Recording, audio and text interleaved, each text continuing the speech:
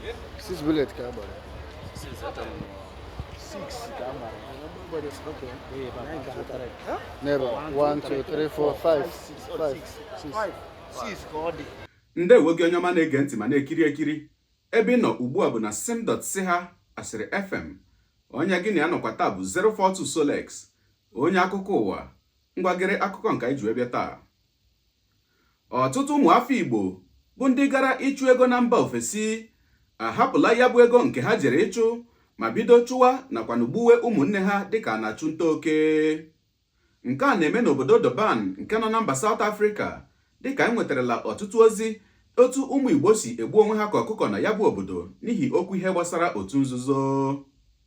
Dịka ha siri kọwaa, ha si na ihe ruru ụmụ Igbo 8 abụrụla ndị ụmụnne ha ji aka ha wee gbuo na ya bụ obodo site n'ọnwa gara aga bụ ọnwa Julaị wee ruo ugbu a. A sịla na Solex si kama lere ihe onyonyo ya na ọtụtụ ozi ndị ọzọ nke anyị sikwa na ya bụ mba South Africa wee nweta. Ka m bịakwanụ.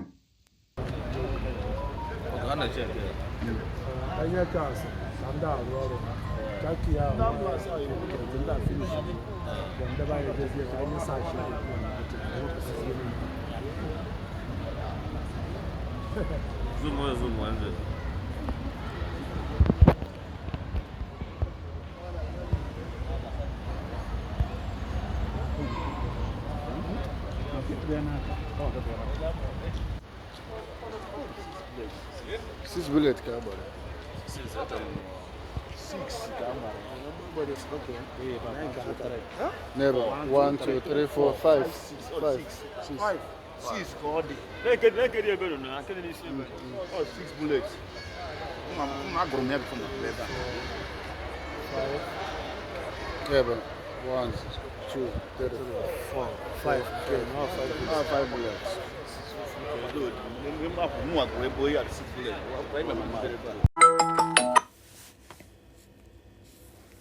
Hello. Hello. All 42 rulers. How are you? Udo dị ekenekwa m onye ọma.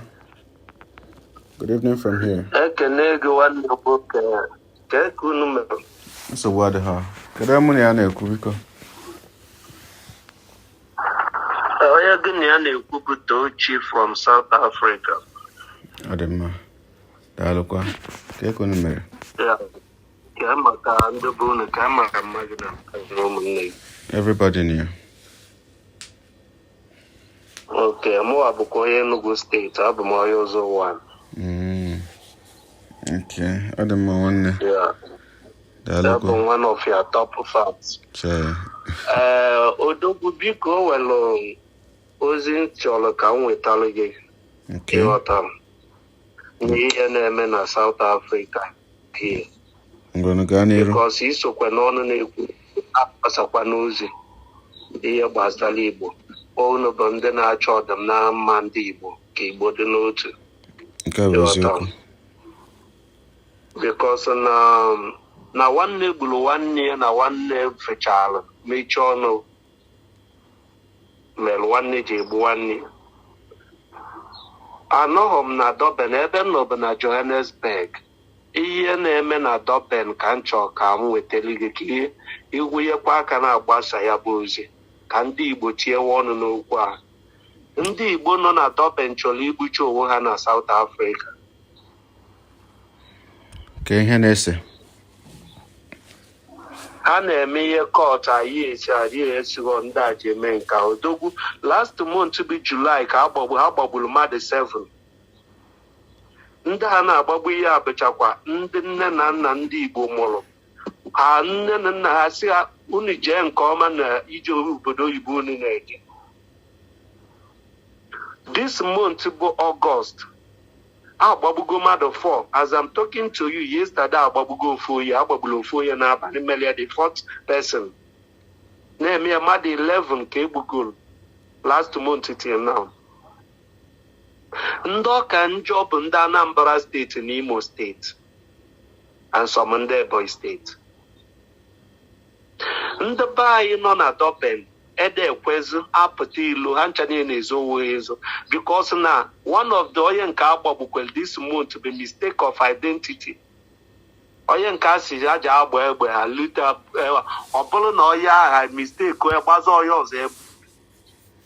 Ihe a lụrụ to level that na ndị Igbo wechel shop na Durban na-eme biznes ndị a yie na ihe bụ ihe a na-akpọ ụgha bụ ụmụ ekwensu a bụ ndị Igbo na-ebil che ha 5,000 rand which is 100 and something thousand na-ego by every month a ga na-akwụ ka iwe na-emepe shop eme biznes n'obodo onye ọzọ na South Africa.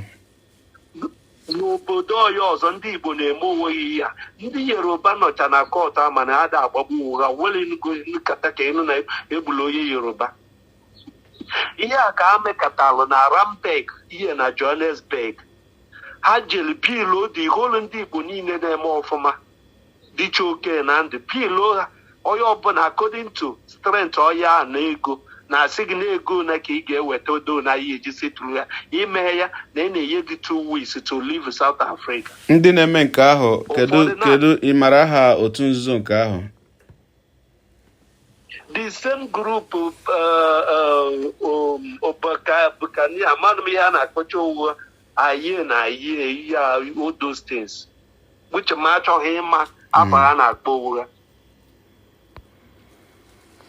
Ihe a bụ m ga-enye gị nọmba onye nọ na Durban kịta ịkpọkwa ya direct na Durban. I just finish speaking with him again. Ihe ọ ga-akpọrọ m ya bụ mụ biko mmalụ ndị n'ọcha na-ekwucha okwu na social media ndị Igbo mụ send this message to them. Ọ dị mma. Many of them agbachala ọsọ na South Africa. Ndị nke fọrọ afọ na Durban na ndị nke fọrọ afọ ka nọ si ha ga-afụ isi ya. M ga-esendịrị gị nọmba onye nọ na South Africa ọ bụkwa obele mmadụ TV or a company there. He can tell you with his voice, mouth, real and yet now what true. Adịmma.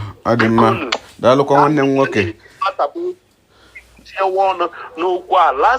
Last year, Nigerian consulate ji maka ya jebe Durban ka eje eme peace. Mana onye ha jere meet ebu chairman ndị Nigerian consulate Nigerian Union na Durban bụ onye isi ndị aye akwa. They met wrong person. They think could not make any impact. Or will a peace and make cool.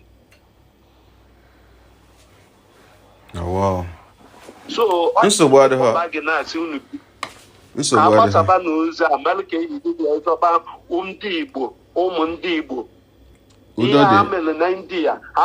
Dubai, Indonesia, Malaysia, Ghana, South Africa.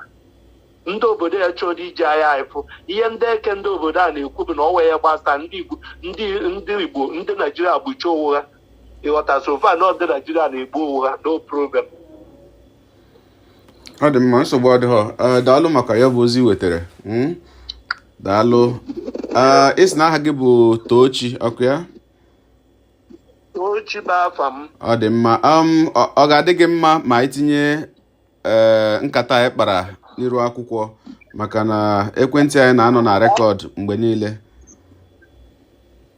Biko achọrọ m ya. Biko ya ka m ji weta ozi a to you. Ọ dị mma. Anyị ga-ewepụtakwenye ya ka ndị be ụmụnne anyị nụ ya ma tinyekwenye ya bụ okwu ọnụ. Daalụ maka iwetara anyị ya bụ ozi. Udo dịrị gị. Okay. Daalụkwa. Daalụ nwanne m. Chukwu gozie gị jisie ike n'ihe na-eme ndị Igbo. Ọ ga-abalị gị. Ise. Daalụ. Ngwa ya mara gị mma. Daalụ. Daalụkwa. Ya daalụ rinne. Daalụ anyị ga na-ekwu m ga na-ezitekwelu gị bred anyị ga na-enye ụmụaka. Nsogbu adịghọ. Nsogbu adịghọ. Chineke gọzie gị. Gọzikwa unu. Daalụ. Udo dị.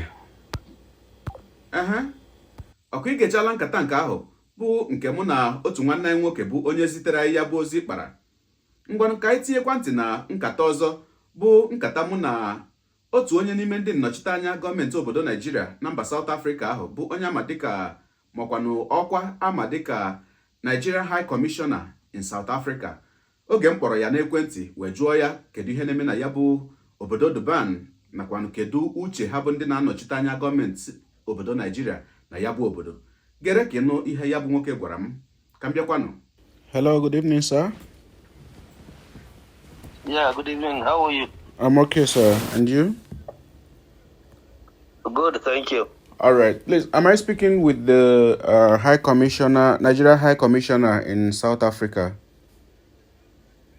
Yes. Okay.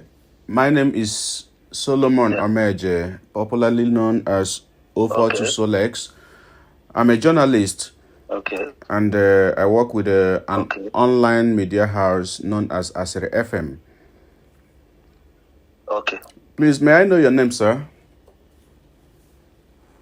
My name is Muhammad Haruna Okay. Manta. Okay, Mohammed Yes. Haruna Manta. All right, sir. Yes. Please, I messaged you concerning the clash between two Nigerian groups there in Durban, South Africa.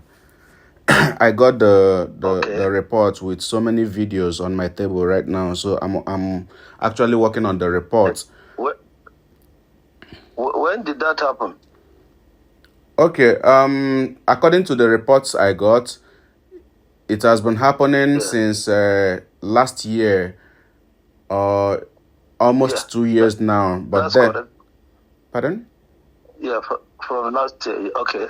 Okay, yeah, from the reports I got from different sources, one person said since last year, the other person said it's up to 2 years now. It has been happening that a lot of efforts have been put in place to quench the fire, but then every effort proved abortive.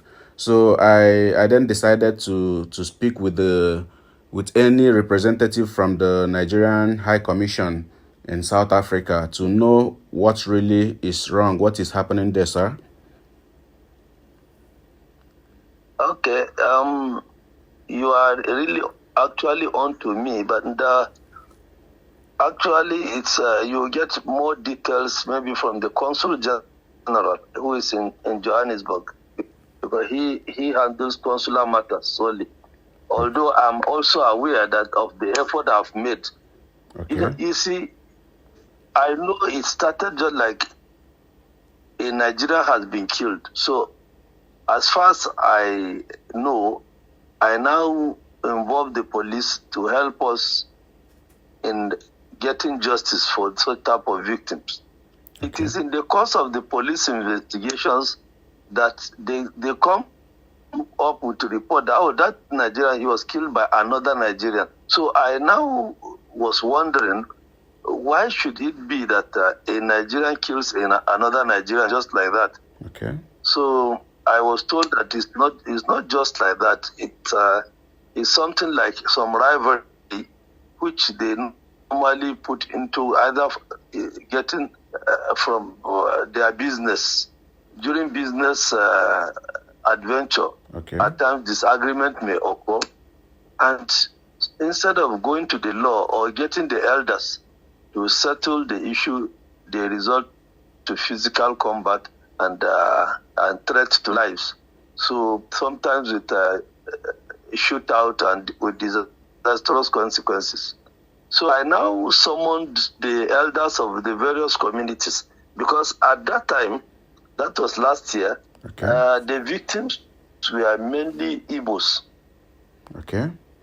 So I now said, okay, I summoned the Igbo and some other, chiefs, and I told them plainly that they have to find a solution to the issue. Otherwise, I will be forced to take some drastic action that will not be palatable to them, because in executing what I have in mind, some few innocent ones might just be victims. Okay. So I told them that when the federal government ran into such type of problems in UAE, they just told the UAE authorities, please, we don't know why they are doing this. Just anybody you catch, just send them out.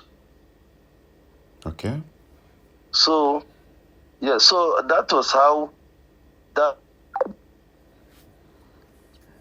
Ya bụ oku ekwentị adọbirila, amaghị m ka o si na ikuku mgbasa ozi bụ netwọk mana ka mkpọchie ya azụ.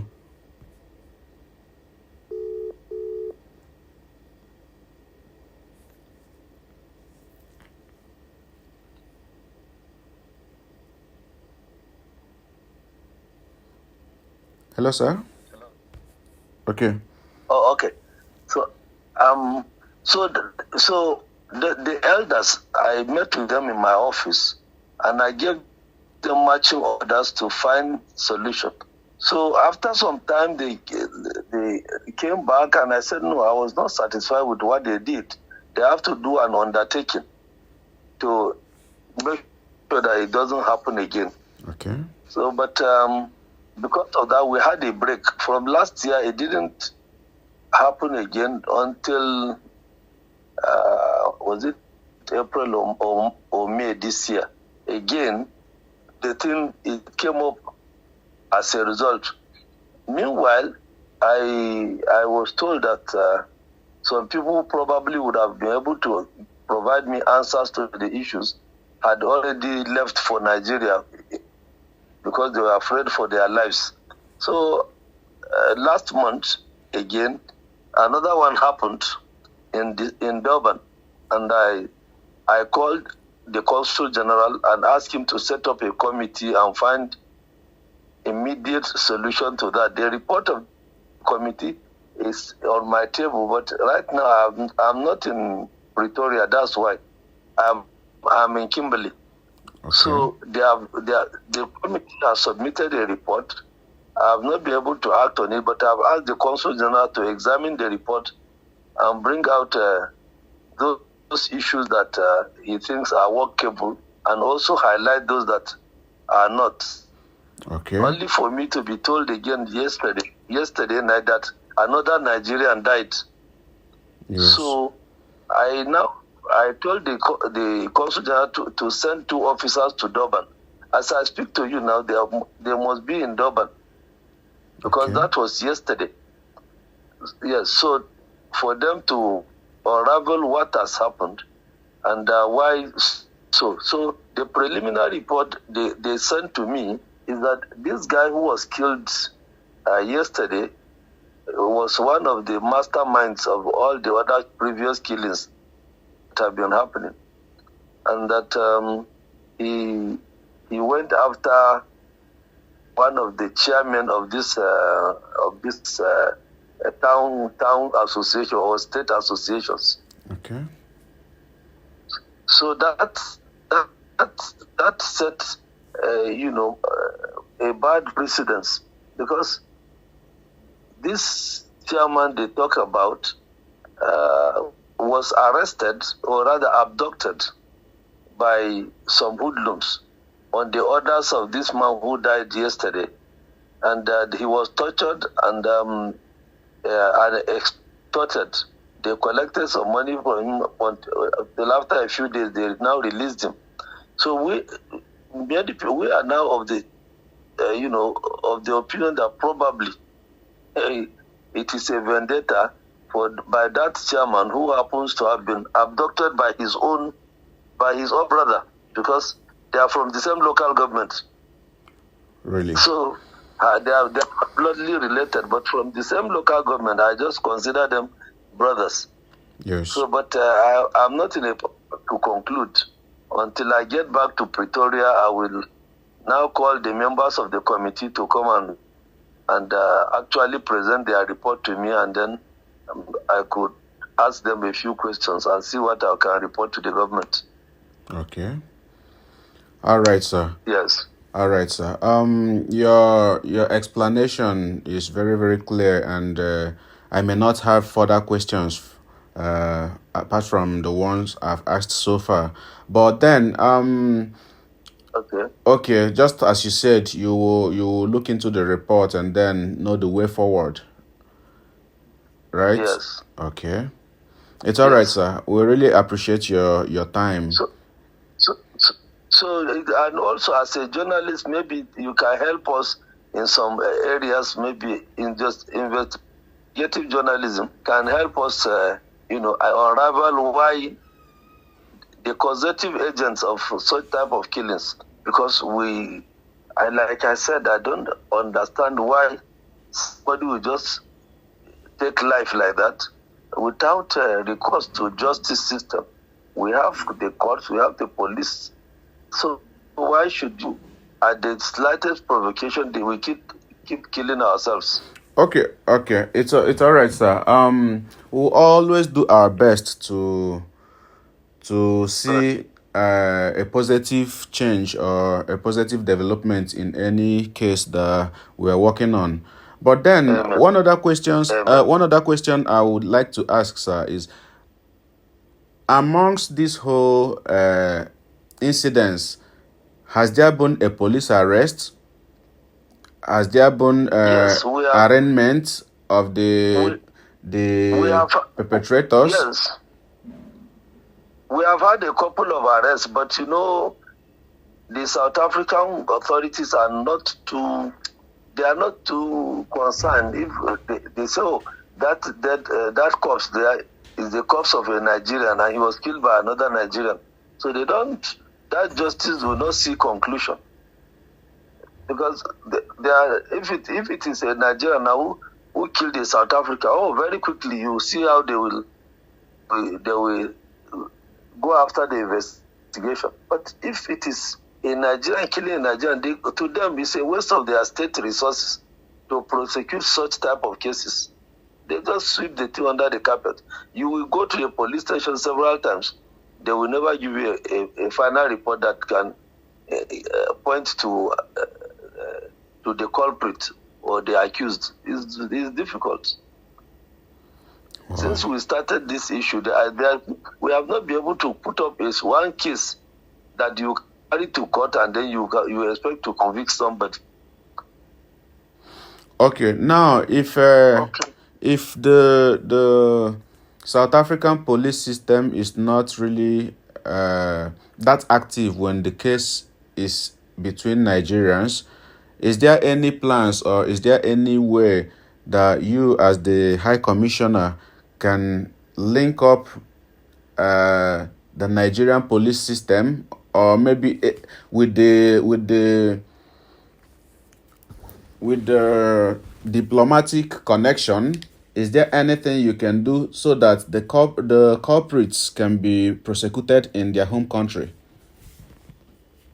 You see, the problem with the justice system is that it relies on the point of law. You cannot bring assumptions into a criminal case and expect that you can get a conviction. So it must be in tandem with the law, the books of the country, the laws of South Africa. It is only on the basis of that you can arrest somebody, take him to court, and when you find him guilty, he will be sentenced to jail. But otherwise, there is no other way you can point at somebody as a criminal and be able to send him to jail without the law. It is the law that is the foundation. Of course. So we here, when they say a Nigerian is killed, we know a Nigerian is killed. But what offense he committed or why he was killed, it is only the police that can unravel that. So we always report to the police and we wait for them to bring us good reasons why prosecution can be obtained. But most of the times we don't get anything. Okay. It's all right, sir. Mr. Mohammed Haruna, right? I really appreciate your time, sir. Yes. I hope you don't mind if you find our conversation on our platform. I hope you don't mind, sir.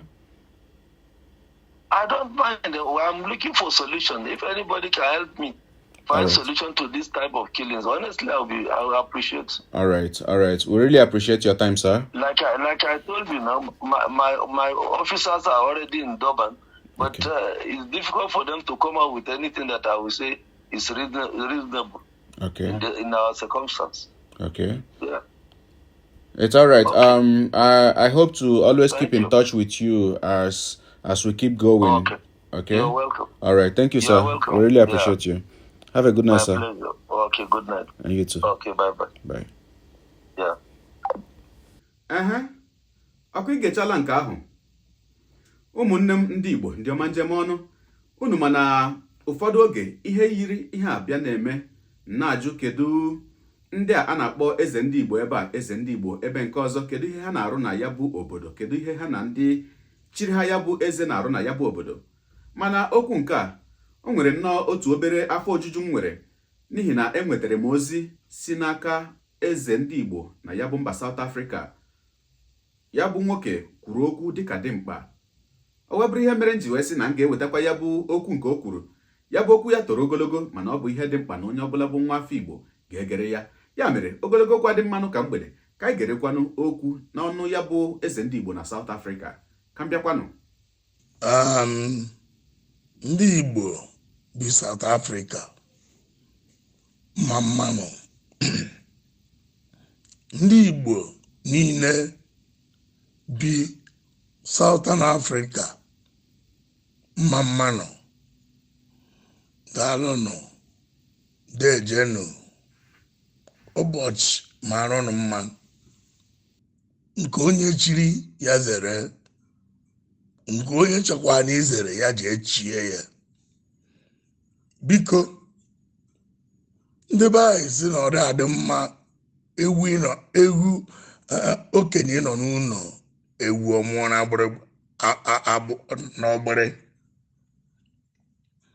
Ife a na-akpọtụnụ gbuo akpa anyị akpa pakania ka paka amara m nke a na-akpọ bụ tutu ọ bụ gịnị. Ọ bụrụ na mụ onwe m bụ eze Igbo, obi of Autenga, obi of obi ndị eze, ekwuru okwu, ndị Igbo nọ na Naịjirịa ga na-asị enwekwara eze n'obodo a, andị onye ọwụna ma ụmụ Biafra niile mana m na-eme exist n'obodo a, maka nnọọ mmadụ ga-eweta nye m udo, mmadụ ga-ekwu okwu a. Ihe eme ọ bụ eziokwu na m sụkwara ọfụọ, maka ndị na-agba egbe ha bụ nwe egbe. Unu fụrụ ọfụ a na-eme ọfọ m bụ plen of ọgwụ adịrọ ya. Adị m agwụ ọgwụ, ihe m na-emewe omenala. Ọ bụkwa eziokwu, o nwere onye otu ndị against, because imeji ịda against wụkwa otu niile a na-aba na skuulu mgbe m na-agụ akwụkwọ abara nya ọhịa anyị jiri chụ nwaanyị, anyị jiri ịchụ nwaanyị. Mana ụmụnne m, bikonu, azị ka m rịọ ụnụ, mụ especially ndị Ọkịja na ndị Ọka, maka ndị nọrọ ebe a Ọka na Ọkịja, not only them, all the state of the real Igbos bi na South Africa. And ndị a na-abanye ife a na obodo ahụ South Africa, maka ndị a na-eme n'isi too much bụ ndị na-aba ya n'obodo a. Ndị bara ife a na skuul na Naịjirịa dịka anyị nwa bachara ya mgbe anwa na skuul, otu niile a abachara ha ncha, onwe nke m abara mgbe m nọ na skuul, ha ncha above from one, anọ na ha ncha. That is why I can never judge anybody. Only God will judge. God will judge me, Mama Abarahancha. God will judge me, Mama Abahancha. Mana ihe na-agwa unu biko, ka udo chi n'anya nọ. Ọkwa anyị bịara ka anyị kpata na ego nke na-ewutezi mbuzi abata na ofu famili egbuo mmadụ na-aba ma wee tọrọ eni na Ọkịja. Ị ga-efu osi n'otu, ị ga-afụ na ụmụnne na-akwa against them. It's like e nwere grudges bidoro from unu wee pụtaba nọtị ị gaghị agwa m na ihe ejiri were gbado nwaanyị makwa ihe njiri gbado na nwaanyị mgbe m bara mgbe anwa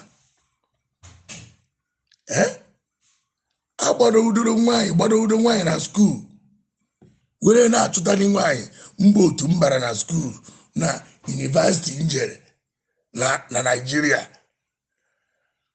mana mbata ndị obodo oyibo were edebe sụbagodo ego m ji eji zụọ ụmụ m dozie nyere nne m aka nyere nna m aka nyere ụmụnne m aka nyere cousins m aka nyere obodo aka. Kedu ife ọ na-atọrọ gị ụtọ na ị na-awụsi ọbara nwanne gị ọzọ? Ken ọbara ebere na-ebe akwa. Ken ọbara ebere na-ebe akwa. Bikonu azụrọkwa ngaba anọ n'otu m maka na mụ ụlọ ha ncha mana ihe m na-arị ụnụ kama ya ọ bụrụ ọfọma wudiri ọkwa m unu kwete na eji udo ya achị ewuduru ayọ ọmụ ndị mbụ na ndị egede nwoke ndị mbụ na ndị egede nwaanyị so ha na ọfọsụ na ana n'isi ndị na-agba egbe n'obodo a onwerekwa onye m fụrụ emeghị onye a na-afụ were emebe iwu n'onye mekata asụ ọfọ mana asị m na nke a dị too much nke igbudo nke obodo nọgide ebi na-egbu onwe ha a na-asọ ọkọt mana onwe na-eri ife na-ese okwu wee na-arịọ ọkpụkpọ igwe ndị Ọkịja bikonu maka na ama na Ọkịja nwere igwe ama na enwere igwe n'Ọka ama na enwere igwe n'obodo dị iche iche unu soro tinye ọnụ ka eweta udo maka na ọya ejiri nwe igwe n'obodo ọbụla na igwe ga-akpọ obodo gwa ndị obodo ụmụ ha jere obodo oyibo unu kwụsịzienu unu wee nwayọọ ka unu kpata n'ego bịa hepụ na ụmụnne unu. Ihe ọzọkwa na nne ewuburu dị riches ọgaranya enwere na duho ana Igbo aka nwere ogbenye dị ya. Ihe ọzọkwara America bụrụ na ha ya esi riches na the whole world ije na California Phoenix aka nwere ebe wuru worst na the whole world nwere ebe dị njọ. So ihe na-adị egwu ụlọ bikonu anyị bụ onwe anyị bụ ndị anyị eme onwe anyị biko onye Kotas Pakania Pakasin 22 or 20 or 11 unu maa aka na unu ewepụta ndị isi ofu eme udo ka akwụsịtụ igbu ihe a. Ọkwa Disemba na-eru anyị ga-agba mbọ kpata ego anyị ga-eji wee la Disemba nwa aṅụrị nọta a na-eligharị ozu ebe niile na nwa small boy nke egburu. Kedu ihe na-esere na ya okwu? Kedu ihe na-esere na ya okwu?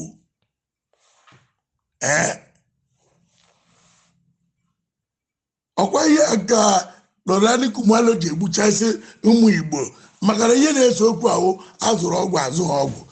Ihe na-ese okwu bụ enwere ndị nke ji ebinye elu sị ma ọ bụrụ na enye ha ego iwere ego weta 300,000 400,000 ma iweta agbagwo ego ị na-eji aji agwa mmadụ nye gị ego ọgụ bidoro ya ahịa ibidogodi ya ahịa enwere ọnụ eji ana ego. So ị sachara n'ọgwụ ị na-arahụ ụra o nwere ife ị ga-eme. Ihe ị ga-eme bụ otu ị ga-esi buru egbe na-akpọ ibu ihe inye m ego ibunye m moto gị ibu ihe moto gị ime nke ego niile every month ị gara akpụtara m ụgwọ ọ eze agbagbu ogu ọ jọgburu n'onwe ya. Ndị Igbo akpọkwuru afọ Biafra ikwe ihe na Biafra onye na-eme ụda. Ọ bụ iwu na mmadụ niile ga-ekwere Biafra, ọ bụghị iwu na mmadụ niile ga-ekwere Naijiria. ọ ya kpatara eji akpọ referendum ka a tụọ vootu ndị kwere na Naijiria ajọin ya Naijiria, ndị kwere na Biafra omeme ihe Biafra, na ọ bụrụ ihe a ndị amị na-anya Eastern Governors, ndị ọhaneze, ndị Eastern Governors, ndị politician na-akpọta ndị amị ka egbube ndị Igbo. Anyị nwapụrụ abụ dị sefu ga-awụ oge ruo, ọ bụrụ anyị ga-anọchikwa anya ndị egburu egbu. Unu a na-egbukwakwa onwe unu n'obodo a na-egbu unu n'ala Igbo, na-egbu unu n'obodo oyibo, kee na uru ọ bara. Bikonu mụ onwe mba eze Igbo, mụ onwe mba Obi of Obi, eze ndị eze, Obi na-achị Obi niile, anụ eyi agụ, o nwere onye amara n'obodo a. Eda unu mana okenye kwuo okwu nwatakịrị ga-ege ntị. Ọ Eda na-agwa unu okwu. I'm Eda in this country, one of the founding father of South Africa and those who came to South Africa. Ọ bụrụ na mgbe anyị bịara obodo a gbube otu a, o nwere ebe ga-abata unu, o nwekwa ebe ga-abata unu.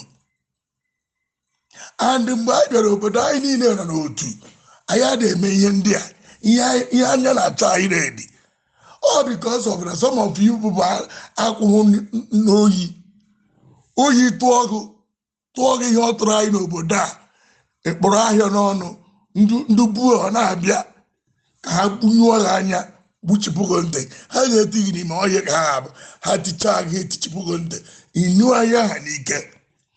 Oyi tụọ gị ichezọ na ịbụ ihe ahụrụ na-akpa afa esaye kesọ pakasị kesọ pakania kesọ kọtas kesọ nka were nunu nwayọọ ya eji chụ nwaanyị, ejiri nya chụ nwaanyị, mmadụ eji ihe eji chụ nwaanyị wee na-egbu gbuo nwanne m, gbuo my cousin, gbuo my brother, gbuo onye Anambra ibe m, gbuo onye Enugu ibe m, gbuo onye Abịa ibe m, gbuo onye Imo ibe m, gbuo onye Delta ibe m, gbuo onye Imo ibe m, gbuo onye Abakaliki ibe m, gbuo onye Enugu steeti ibe m. Ọ jọrọ nụ njọ. Mana the worst a na-enwe afụzi bụ na unu na-eme odo ihe hazi na-egbuzi onwe unu, obodo jide obodo ha egbuchapụ. Echigwo m ọgụ obodo ọkwụzigo, kịta ka ọ banyekwaziri kịta. Biko igwe mmiri anụ na ịmụ onye mbụ araba nwoke Obiọma na-ekwu igwe mmiri anụ na-afa gị too much. Enwere mgbe nke gị na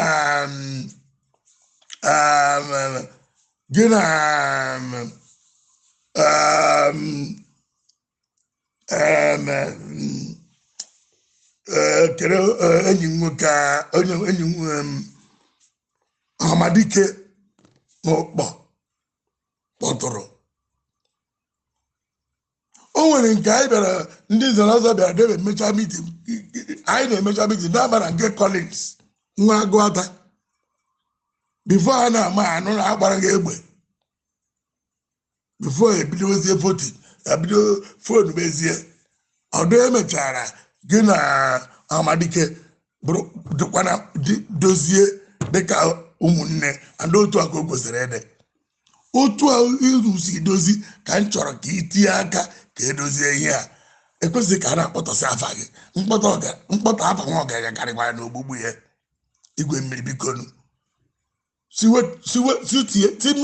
sitighachi mma n'ọbọ.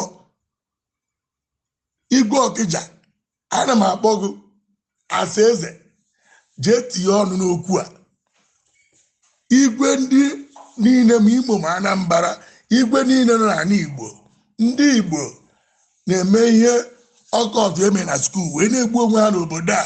Unu kpọọ ụmụ unu na obodo unu doziere ha okwu, maka na abịa na Ọkịja, ọ bụrụ na igwe ndị Ọkịja edozi ndị Ọkịja okwu, onye ga-edozi?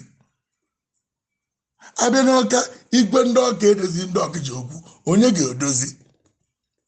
Mana dị ha ihe ezi idozi okwu abụ ka anyị ha nọ n'otu niile dị iche iche anyị ji were chụ nwaanyị, ka anyị maa anyị na aka na ofu kpọtọ n'onwe anyị unu wepụkwe ndị isi abụ okpu ndị Igbo unu wepụkwa ndị isi abụ okpu n'okwu a maka na ihe abụ ihe ndị Igbo ọ bụrụ ihe mere maka na ka a na-eme unu ka unu kpọrọ ndị isi akpa okpu unu amaghị ndị na-ekwu ndị na-achị ọchịchị ha ekwesịghị ịbatara ihe ndị Igbo a na ihe na-ekwu ọ Igbo a na-asụ ka unu ga-asụ wee dozie okwu a wetuo na aka onye ọbụla tie mmanya n'ọbọ si egbuzine anyị awụsie n'ọbara anyị too much a na-amụzi anyị amụ na-akpọ anyị ndị nzuzu Yoruba na-akpọ anyị ndị nzuzu n'obodo a Hausa na-akpọ anyị ndị nzuzu n'obodo a ha na-ejekwu na forum dị iche iche na-edenye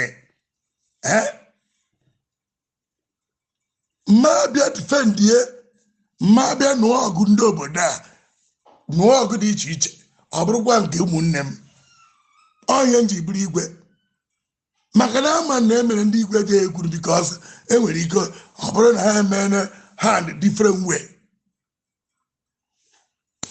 ebe ka ị ga-afụ m mụ na nwoke dị na mma mụ na nwaanyị dị na mma onye nji bụrụ afa steeti mba Araba nwoke obiọma mụ na nwoke adị ese mụ na nwaanyị adị ese ụfọdụ na-agọ adịmagọ n'isi ofu onye na-agọ bụ ndị na-agba egbe ndị na-egbu mma ndị na-emegide nwanne ndị na-awụsa ọbara ndị Igbo n'obodo onye ọzọ ha kwụsị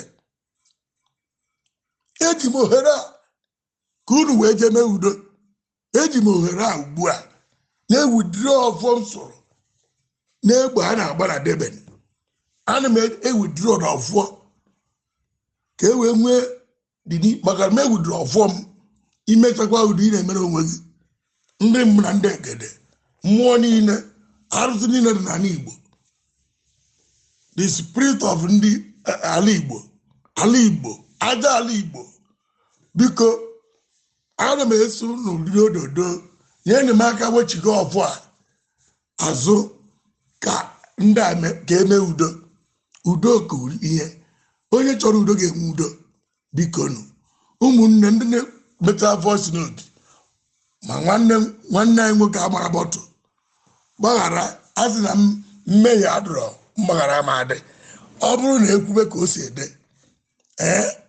akọcha ka esi tee ofe enwere ike masị eri n'ofe ahụ eri maka na enwere ndị na-eje ma nwụọ nchụgharị ekuru mmiri were esi ofe o nwere onye na na-eme kọcha etu esi esi nri ije ya eri ọ pụta iri ejebe ọdụghị mma na ahụ mma ọdụghị mma ịgba ọsọ mana ama akọcha ihe m na-ekwu biko ndị ọnụ ruru n'okwu n'otu dị iche iche n'obodo a mụ onwe mgbe obi ndị eze obi of Adeng obi gidigbam anụ eyi agụ onwe anụ na-eyi agụ ayọ unu biko mana Adeng mana Northwest Limpopo Eastern Cape Deben Patunata Pumalanga wherever you are n'obodo a biko mịachi mmadụ n'ọbọ udo ka a chọrọ ugbu a udo Chineke ilizie mmụọ ya n'ebe unu niile nọ ka e nwee udo abago ọkọta abago a gara eji ya edifendikwa mana ka hapụ igbu onwe anyị saa wụsisi n'ọbara ọbara abụrụ ọbara ọkụkọ ọ mmadụ ọdụ njọ bikonu unu etinyezire famili na heart attack unu etinyezire famili na ụmụnne unu nwoke na ụmụnne unu nwaanyị na heart attack igwe mmiri soro tinye ọnụ n'udo mee voice note kwukwuo okwu udo ihe m chọziri ịnụ bụ okwu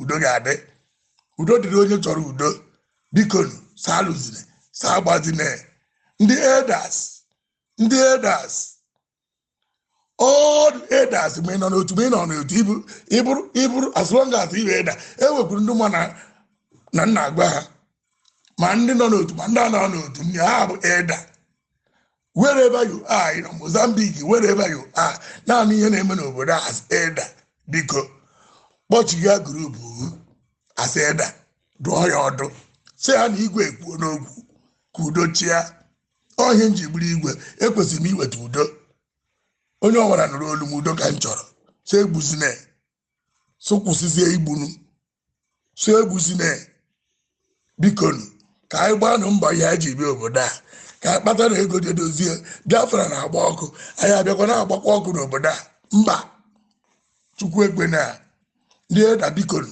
ana m ayọ na ayịyọ jee dozie maka na emere ka esi ije nwa mitin ejere ndị enweghị ihe ama binie ha ji eje nke ha ji eje nke a na-amụ amụ bikọz ha ama na enwere edas ndị ọnụ erighị n'okwu ndị ama ha mmọnwụ che na otu ha si ekwu okwu ihe a na-eje ụfọdụ binie na ha ga-eje dodebe njeje gba oringo kịta abụghị oge oringo ihe eda biko hapụrụ ndị ji ejegbo oringo ka ha jegbo oringo the many elders na each otu pụta kpọọ grupu so ha bikonu eze ekwuo n'okwu ka udochia ndị eda ụnụ ka m na-agwa eda ndị eda ibe m the founders of Igbo South Africa ụnụ ka m na-agwa ka udochia udo ga-achị na ugbu a Chineke bi n'eluigwe weta udo ndị mbụ na ndị ogere weta udo mmụọ dịbe nna unu dị iche iche weta udo udo nwanne ga-amara nwanne ya nna ga-ama nwanne ya nne ga-ama nwanne ya nna ga-ama ụmụ ya nne ga-ama ụmụ ya udo ka nna achọ nụ ya ka m ji achọ ime one voice note onye gecha ya ọ mara na ya eze kwuru biko na okwu m kwuru dị njọ unu tụfuo okwu ma were m abụrụkwanụ jọji onye nji so ụnụ o nwere onye nna jọji ihe ọchukwu nweji ikpe oge ikpeazụ ijezara ọnụgụ mana for now udo ka m chọrọ ka anyị nwee n'udo ndị unu larịkwa ndị eze bụ unu odezikwuo mana ọ bụrụ nwee udo ebe a maka ekwesịghị ka ejekwara ala Igbo a na-akọ akụkọ a onye asị ndị eze edozigo onwe ihe na-esezinu onye ọbụla gbawa mbọ meenu ka onye ọbụla pụta na hiding place ye gbawa mbọ ndị ajeje gorocha egbe jee demeni ya ma egbe nwere laịsensị ma ndị enweghị laịsensị bikonu ị na-echekwa echiche maka nwa ị mụrụ o nwere n'ime nwa ịlọvụ ọgụ to the last dabịara ọtọ ga-enwụọ ije nwụọ for nothing ka anyị kparị n'onwe anyị ugwu mana ama na ndị da ibe m ga-etinye ọnụ n'okwu a udo chukwu gọzie unu ana Igbo gọzie unu ana South Africa gọzie unu ihe unu tiri aka ya gaba ọfụma onye ọbụla debe egbe ya ewuduru ọgụ ma ọfọ for now ka agbazine bikonu mma mmanụ udo dịrị unu share this video all the whole phone of ndị Igbo nọ share na ya ma ọha na eze ma Anambra ma Enugu all the states share na ya ma na Igbo Union share na ya all the forums ma na Nigerian forum ma South African forum ihe anyị dịrị udo anyị amana ọ bụ ififere na ihe anyị ji egbu mmadụ ihe anyị ji tụ anyị ọ dịrọkwanụ mma udo dịrị ọnụ ọkụ igechala ya bụ ozi nke si n'aka eze ndị Igbo na South Africa. Ya bụ nwoke n'uche m o kwuru okwu ka dị mkpa. Enweghị m ọtụtụ okwu m ga-ekwu ebe a n'ihi na o kwuola ọtụtụ n'ime ihe m chọburu ikwu mgbe m nwetara ya bụ ozi na mbụ. Tupu m nweta ozi nke ya, abịara m na-ajụ onwe m otu ajụjụ ahụ m na-ajụwakwa unu mgbe ọbụla sị kedu ndị a niile na-aza eze ndị Igbo ebe dị iche iche, kedu ihe na-eme na ọ na-abụ ihe na-emebilarị ụmụ Igbo ebe ahụ ha na-aza eze ya ha nọrọ ka onwe ihe na-eme. Mana ya bụ okwu nke anyị gere ugbu a o nyere m obere afọ ojuju wee na-asịkwanụ ụmụ Igbo ka m bịakwanụ n'otu ajụjụ ahụ m na-ajụwa unu mgbe ọbụla na peji a na chanel a na-asị kedu ihe na-eme na anyị bụ ndị Igbo na-abụ mgbe anyị chọrọ ịlụso nwanne anyị bụ onye Igbo ọgụ ka anyị na-aka enwe ike, mgbe anyị chọrọ ịlụso nwanne anyị bụ onye Igbo ọgụ, mgbe anyị chọrọ igbu nwanne anyị ka anyị na-aka egosi ume anyị. Ọkwa na ihe jọrọ njọ, ọkwa na ihe jọrọ ezigbo njọ. Wee na-asị bikonu ụmụnne anyị bụ ndị bi na ya bụ mba South Africa, bikonu arịrịọ ka m na-arịọ, ọkwa na ofu Igbo ka anyị bụ, ọkwa na ofu ọbara ka anyị bụ. Ọ bụkwa ihe dị ezigbo mwute na ya bụ otu nzuzo a na-eme na agbụrụ ndị ọzọ niile nọ n'obodo Naijiria socha na ya bụ otu nzuzo, mana ha anaghị apụta egbu onwe ha dịka ndị Igbo si egbu onwe ha. Wee na-asị ụmụnne m, biko zienụ, igbuchezie nwanne gị, gị na onye ga-ebi. Bikonu, onye ọbụla iwe na-ewe ya dajụọ, nke ọbụla e mere gị biko gbaghara. Onye gbukwanụ nwanne ya, ama m na ọ dịghị mfe ịdị, mana bikonu ka onye ọbụla iwe na-ewe ka obi ya dajụọ. Unu kpee n'udo. Ya bụ eze ndị Igbo na mba South Africa, ekelekwa gị, wee na-asị gị biko, okwu a i kwuru amaka, mana o nwere otu ihe ọzọ m chọrọ ịrụtụ aka. Wee na-asị na ọ bụghị nnọọ sọsọ ikwu okwu, n'uche m ọ bụghị nnọọ sọsọ okwu a i kwuru ka ị ga-emedebe. Ịbụ eze, enwere m nkwenye na onwe ndị gị na ha na-arụkọ ọrụ, enwere m nkwenye na onwe ndị chiri gị ya bụ eze. Biko kpọkọọ ndị ahụ ọnụ, kpọkọọ ndị ahụ niile ọnụ na-eru n'okwu, ka unu kpaa nkata, ka unu tụọ aro dịka ụmụnne. N'uche m, echeghị m na ya bụ okwu kwesịrị ibe na voice note a ị mere. Ana m eche na ị ka ga-emenwukwa mmụọ.